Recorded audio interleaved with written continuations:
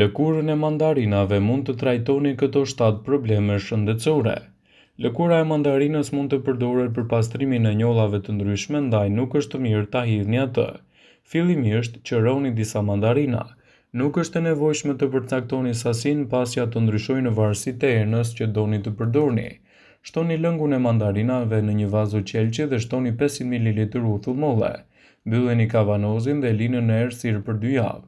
Pas 2 javësh filtroni lëngun e përfituar dhe shtoni në shishe me një grup sprucuese.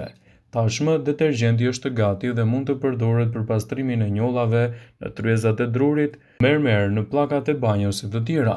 Lëvoret e mandarinës mund të përdoren kundër problemeve të ftohjes, bronqitit, problemeve të lëkurës, gjithashtu edhe në trajtimin e problemeve të mikut të këmbëve. Lëvoret e tyre mund të aplikohen në forma të ndryshme, ndaj gjithçka qëndron te mënyra se sa doni ta përdorni atë dhe kur është më e mira për ta përdorur.